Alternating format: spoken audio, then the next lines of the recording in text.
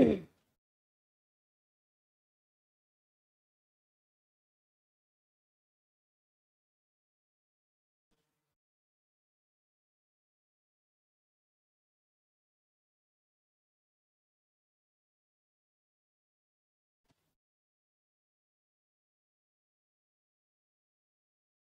very good morning, everybody. I am CS Kajal Andewag from Nyandeep Academy, Pune. And today we are here to talk about the Hindu analysis dated 11th October 2024. So let's see what are we going to talk about today. The first thing is South Korea's Kang wins Literature Nobel for her intense prose. We will be talking about that news. Second is telemental health assistance to reach Pondicherry soon, which is now Puducherry, of course. Then we will be talking a bit about the Iran-Russia relationship, very important. Next, we will be talking about the middle income trap that the Indians are under. We will be talking about the Chagos Island. And last, we will be talking about the litigation situations in India. So let's start with the first one. Okay, so South Korea's Kang, this picture is of Kang and she has won the Nobel Prize in Literature. Okay, so first I'll tell you about the news. Generally, since the last 2 times, this Nobel Prize for Literature was been given to the European part. Okay, these were the 2 names that the Literature Award had been given last 2 times. But this time, finally, it is Look East, okay, and the 2024 award has been given to Han Kang. She's a South Korean writer and she has written an intense poetic prose. The topic that she has written about the traumas, the issues that a human being in life has to face. A very deep subject. Also, she has spoken about, generally she talks about women who have been battling patriarchy, the old traditions, the injustices, the violence that takes place with women. She generally talks about such subjects. Also, literally, if I tell you all need to know a bit about her because she is the Nobel Prize winner now. Okay, so she has written certain things. She began her writing with The Vegetarian, okay, which was first published in 2007. It was translated into English in 2015. And The Vegetarian, this novel, it took a lot of honors. It became very famous. It also received the Man Booker International Prize in 2016. Okay, and Han Kang is the first Korean to win a Nobel Prize in Literature. So this is important, which you all need to know. Okay, because this is the first Korean person, she's a woman, and this happened after 2 years or after 2 times. That is the reason this is important. Now, what is this whole Nobel Prize? We keep listening about Nobel Prizes. So we need to, first of all, I'm going to give you all a list of the Indians that have won Nobel Prizes. Before that, I'll just give you all a brief about what exactly this Nobel Prize is. So it was started, or it was the idea of Mr. Alfred Nobel. He was a businessman, a very rich person, and majority of his money or majority of his wealth, he left for prize distribution in the fields of physics, chemistry, physiology or medicine, you can say, literature and peace. Okay, these are the only fields जिसमें Nobel Prize is received. Yes, do not get confused कि Nobel Prize is received in everything. No, physics, chemistry, medicine, peace and literature. So these are the only 5 categories of Nobel Prize. Okay, now he said that these awards should be awarded to those people who have in some or the other way benefited the humans. Okay, till now 12 Indians have received Nobel Prize. इसमें से 5 were actually Indian citizens and 7 were of Indian ancestry. Okay, like they were living somewhere else, but maybe their parents, their grandparents, the lineage was Indian.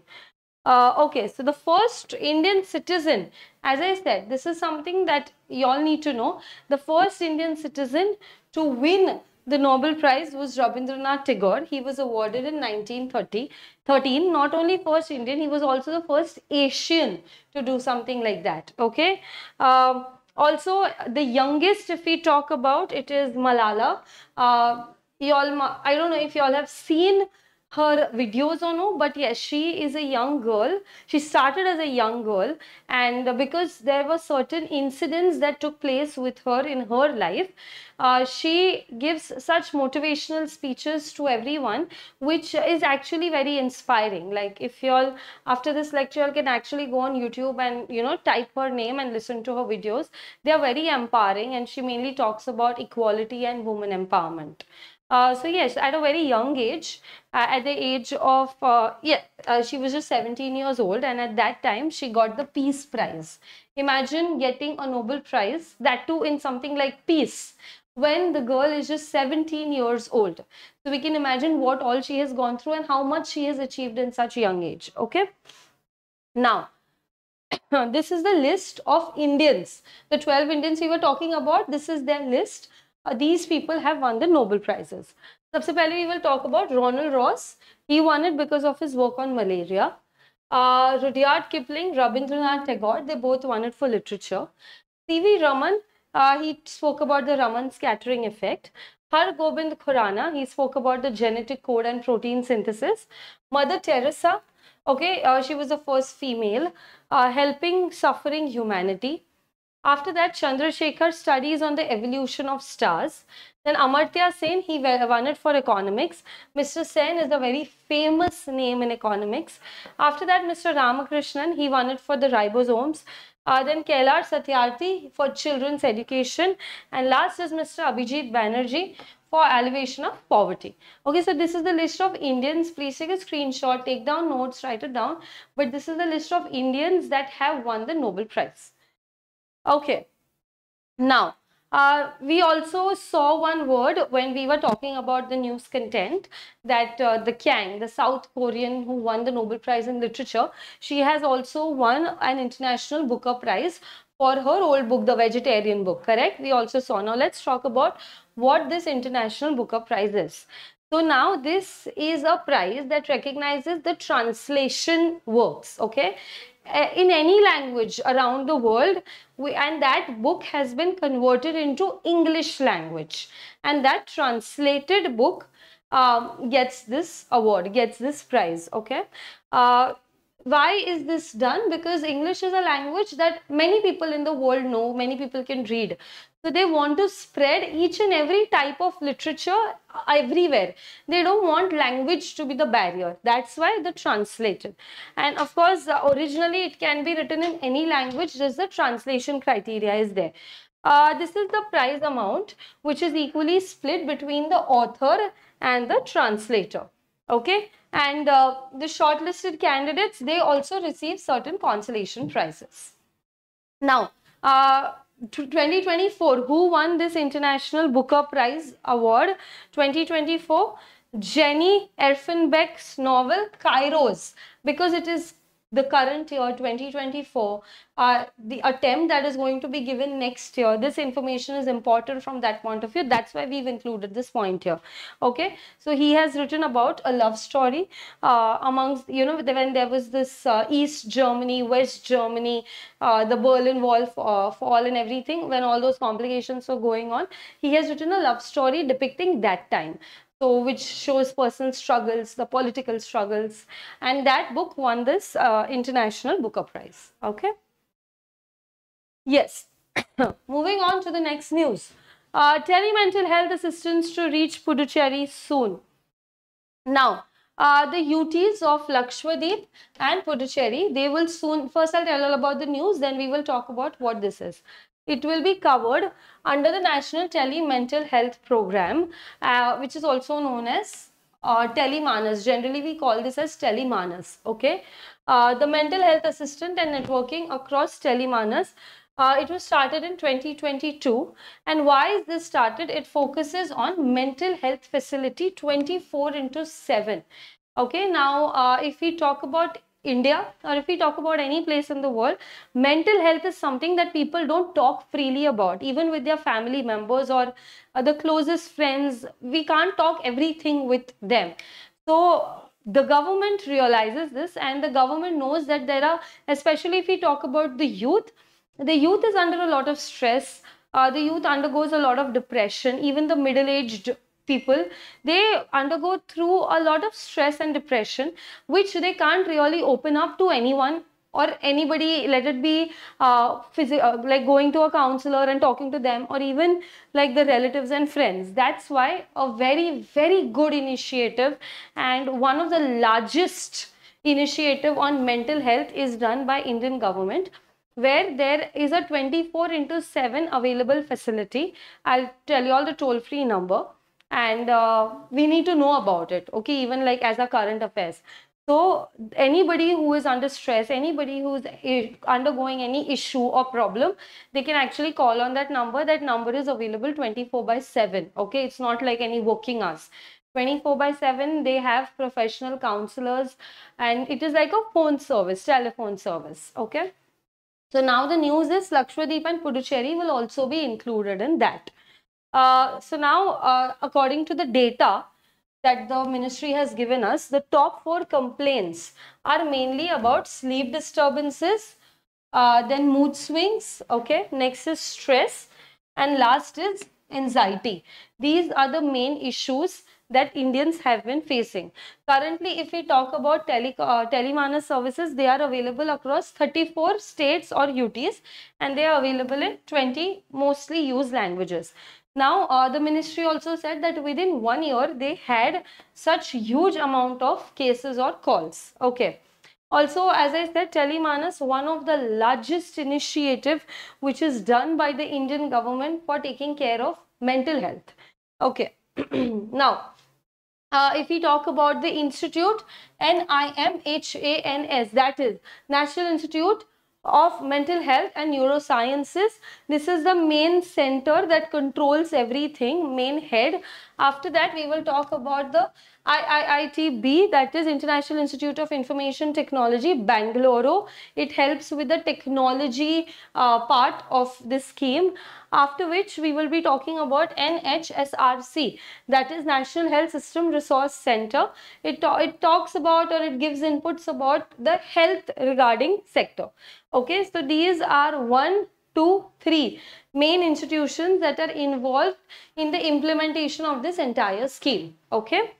Now, most scholars, that is almost 71%, they talk about mental health, while 18.4% are caregivers. Like for example, if I make a call to this number, and if I am talking about my problem, I am in the 71%. If I am talking about somebody else's problem, like I'm taking care of someone like my younger brother or whoever, then I will be counted as a caregiver. So the people who are calling on someone else's behalf are 18.4%. People who call for their own mental health are 71%. Okay, this is the data that the ministry has given us. Now, of the total calls received, 93% are classified as routine calls. Okay, they talk to them, they see ki, okay, you know, if because the people sitting out there, when we call them, the people sitting out them are professionals. They know, just by talking to a person, they get to know if this is something serious, if this is suicidal, or this is routine, and he or she will be fine with time. They get to know that. So amongst that, 93% are fine. They will be okay with time. 3.4% are classified as emergency. And when it is classified as emergency, it is escalated to higher levels and it is given to a mental health specialist. And then he will look into that case. Overall, less than 3% of total complaints has been identified as suicidal, that they are so depressed, that they are so upset that they might go and suicide. Such calls are less than 3%. And of course, we being us, we find a joke in everything. So there are 2.2% prank calls, like fun calls just for time pass. But less people do that. So yes. Now, if we talk about Telemanas initiative, as I said, it was started in October 2022. All over the country, it is available in 20 languages. Now, Manas, it will work in 2-tier system. First tier, it comprises of counselors, the main people, and the mental health specialist. And tier 2, if we talk about, this comprises of when we need to go for physical consultation, when we or else we can have an audio video call. You know, not every time everybody is comfortable just with a phone call. You want to video call the specialist, so that is the tier 2, okay, which is also known as E-Sanjeevani. E-Sanjeevani matlab nothing but a video call. Okay, or else even physical consultation is also covered in Tier 2. So this is a toll-free number, 24/7. This is the number. Also, the service is accessible at another number. Okay, so these are the two numbers that the government has given us. The government is doing this to make mental health important, and so that we get comfortable in discussing this issue even in public. Because unfortunately in India, we still see mental health as something that is not to be discussed in open. So the government, through this initiative, is trying to be very broad-minded and include everyone. Okay, let's move on. Next, we will be talking about Iran-Russia partnership. Okay. Now, as we know, the Iran-Israel controversy is at its peak, and the war has been going on, and like the entire world, or especially if we talk about West Asia, it has been divided. Some people are supporting Israel, and many people, some are supporting Iran. So if we talk about Russia and Iran were not really great friends initially. But of late, they are trying to keep back their past and become good friends with each other. Right now, they are supporting each other. The backdrop of this story is when Russia fought against Ukraine, Iran was one of the first countries who came outrightly in support of Russia.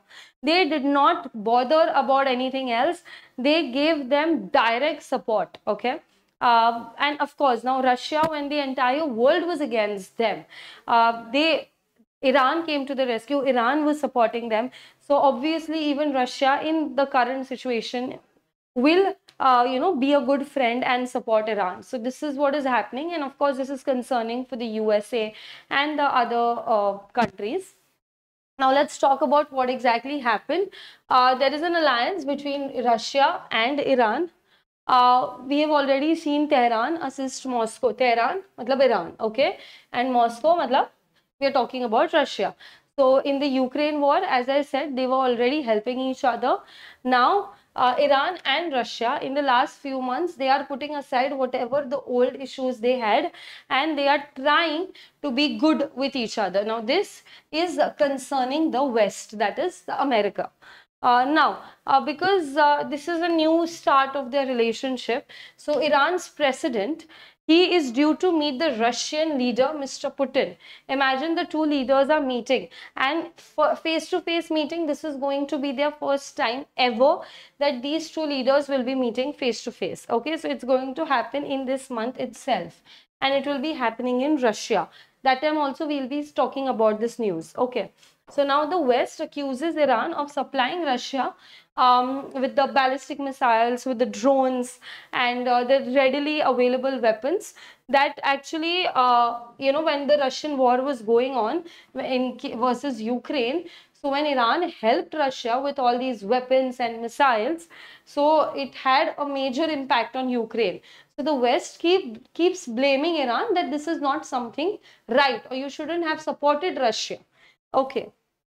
Now, but now that we also know Iran versus Israel is going on, and when Iran recently attacked Israel, USA was very upset, and USA imposed sanctions on Iran, and Russia, whereas, is supporting Iran in this case. Okay.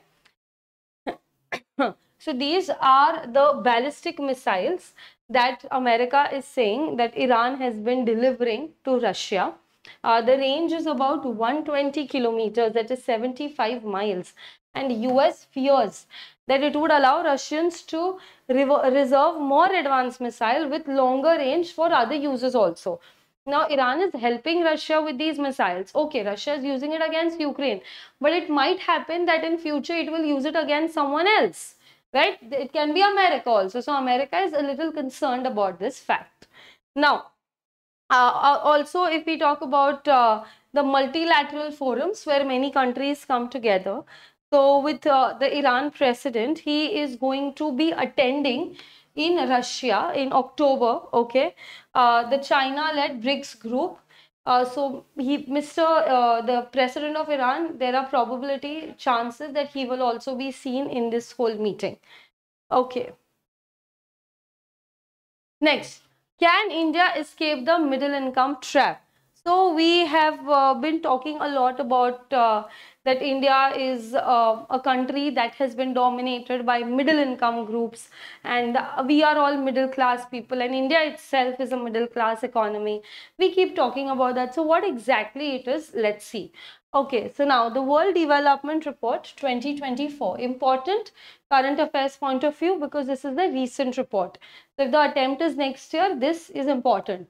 Okay, so this is given by the World Bank, this development report.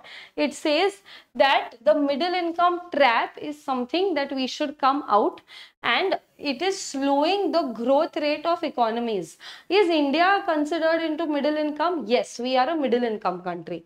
Okay, now World Bank says a stagnation of income per capita when economies reach the level of per capita incomes 11% of that US, hindering their journey to high income status. Now, if we talk about US is high income status, okay, and India is middle income status. So we need to get out of this middle income, and we also need to reach the high income status. Over the last 34 years, there are only 34 middle economies defined as economies with per capita income. This is the amount, okay? So between 1136 US dollars to 13845 USD. In दोनों के बीच में whichever country comes, okay, the per capita, that is defined as a middle income, okay, and they have transitioned, only 34 have transitioned from middle income to higher income, okay. Now they say we need to follow a 3I approach. Now what is a 3I approach? 3 important I's. Number 1, investment. Number 2, infusion. And number 3, innovation. The money should be invested. It should be infused, given in the economy. And third, new ideas, innovation needs to come up. Okay. Also, the global technologies, if we talk about, until and unless we don't invest, we don't give the money, we don't infuse it in the economy, we are not going to get global technologies. And when we don't get technologies, we cannot escape the middle income and get to the high income. Okay. Now, most countries that went from middle to high were the ones that belonged to EU. Okay. Also, the non-EU that managed to escape the trap is South Korea. So South Korea is something that do not belong to EU. They were a middle income country, but they went to high income. They escaped this trap. Now India also needs to do that. Okay, so South Korea, they did have private sector participation, but at the same time, the government also helped them to get out of this trap. Okay, another economy was CHILE. Now people pronounce this differently. Some people pronounce this as child, some people pronounce this as chili. Okay, so however you are comfortable.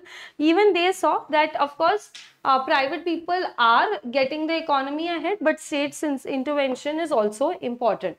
Now if we talk about Indian economy, the billionaires in Indian economy have increased.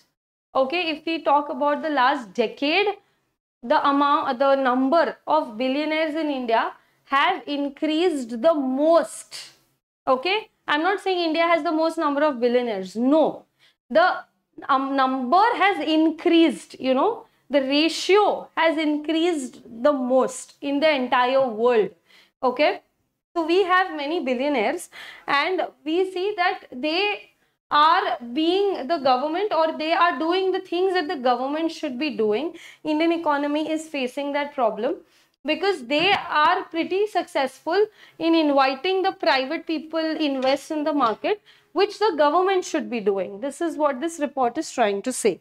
Okay, now next is if we talk about the manufacturing sector, this sector is also it's going in reverse progress.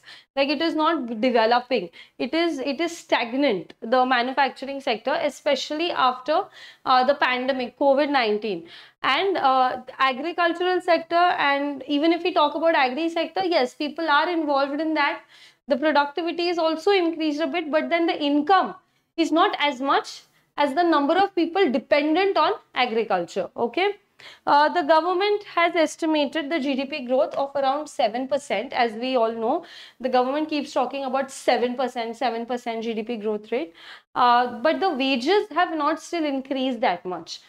So we are saying ki, okay, 7% GDP growth, but even the employment or even the salary should increase equally, right? But that is not happening. This is what the report is saying. This is not what I am saying. This is what the report says.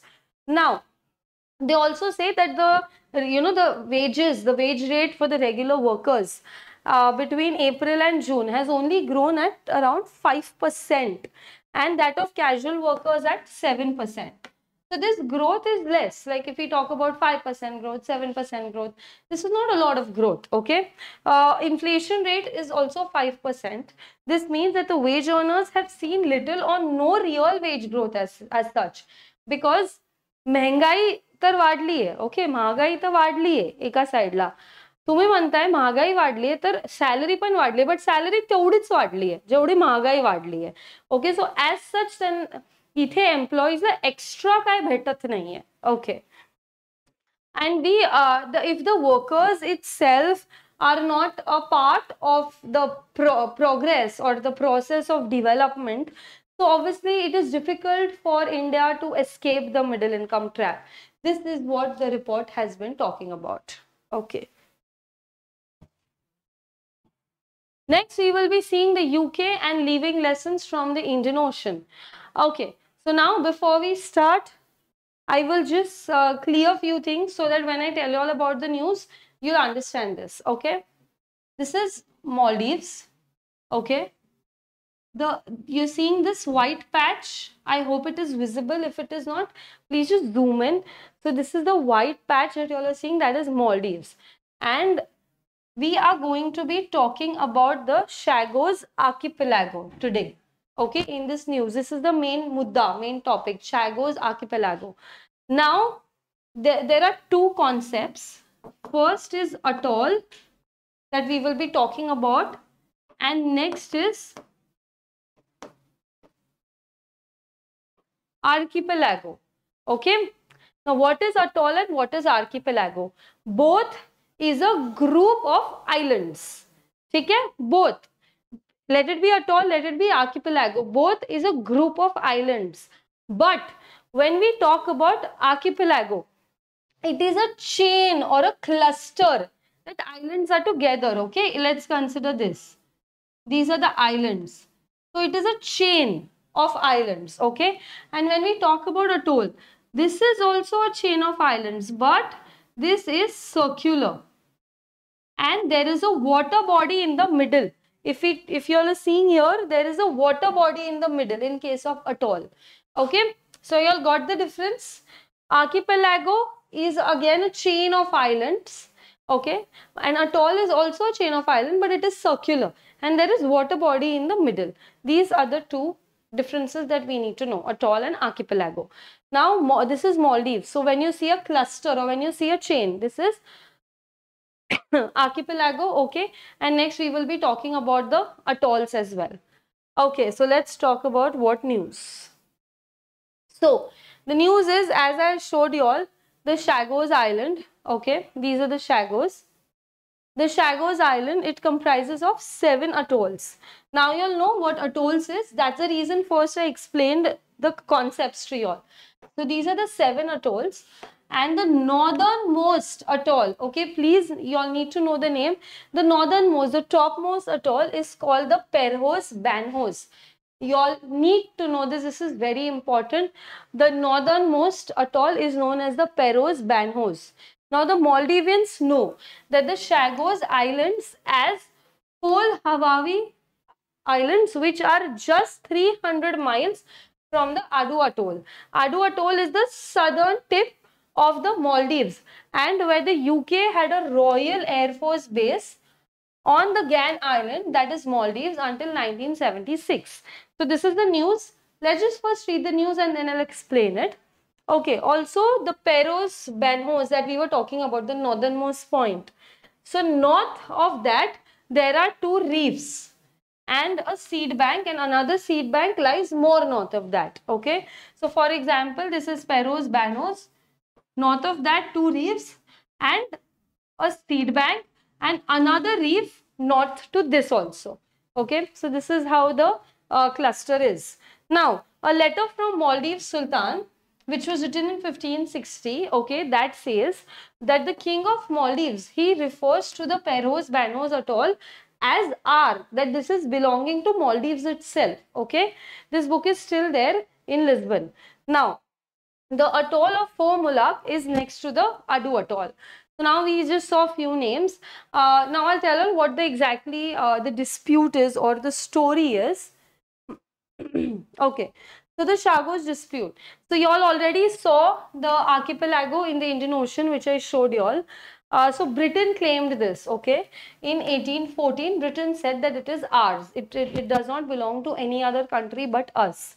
In 1966, Britain even leased the Diego Garcia, which is the largest of Chagos Islands, okay. It leased it, it gave it to America, and America was trying to just put up a military base in that region. Now, the Chagosians, who are these people? They are mostly the descendant of African slaves who were brought there, you know, to do the work. Initially, in those old days, this used to happen. The slaves from Africa and even Indian, some parts of India also, the slaves were taken from here to different parts of the world to do work, okay. So these mostly, if today we talk about the Chagos Island, the people who stay there, they are mostly the African descendants, and they're waiting to go back to their homes and to get the rights that they should be having. Now Mauritius, it gained independence from Britain in 1968, okay, and it is saying that the Chagos Island is ours. Now in 2019, if we talk about the International Court of Justice, they denied UK's right. They said Britain has no rights over the Chagos Island and they need to withdraw from this archipelago as soon as possible. So this is the entire dispute that has been happening. Now the Chagos, it has 58 islands and it is 500 kilometers south of Maldives archipelago. I showed it to you all. Maldives, 500 kilometers, and then you have Chagos, correct? Now these islands, they did not have any people till 18th century, after which French bought some slave labor from Africa, India, and since then the descendants only, like they are the ones who stay there, and now they're descendants. After which in 1814, France gave these islands away to the Britishers. Now, in 1965, if we talk about, the UK constituted the British Indian Ocean Territory, of which the Chagos Island, it was the main central part, okay. So, BIOT, this is the part of Indian Ocean Territory which the Britishers owned. So, Chagos Island was also a part of BIOT. Okay? Now, Chagos was then attached to Mauritius. Mauritius was also a part of Britain. Britain has ruled over almost the entire world, which includes Mauritius as well. But after Mauritius' independence, there were changes, and the islands still remained with Britain. Britain even gave them a grant of £3 million, that you all take this 3 million and let the islands be with us. This is what the history of Chagos Island is. Okay. Now,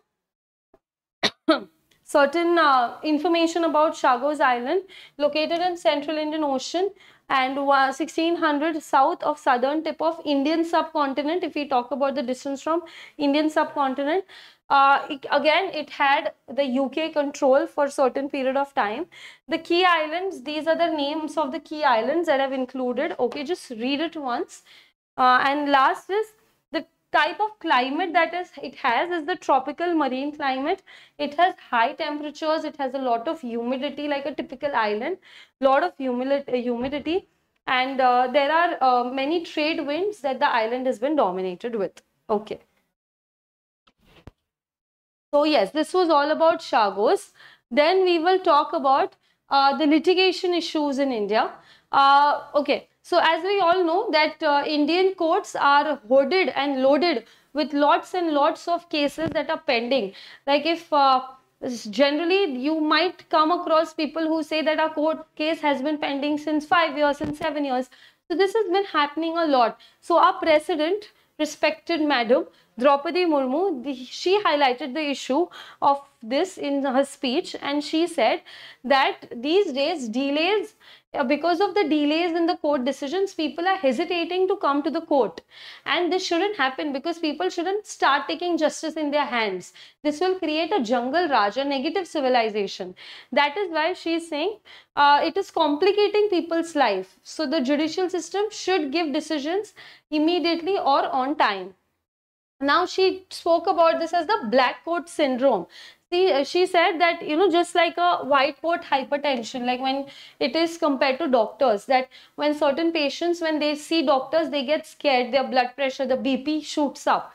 So similarly, people are getting scared when they see a lawyer, okay? So black coat syndrome, because they feel, now this case is going to go on and on for years. Okay.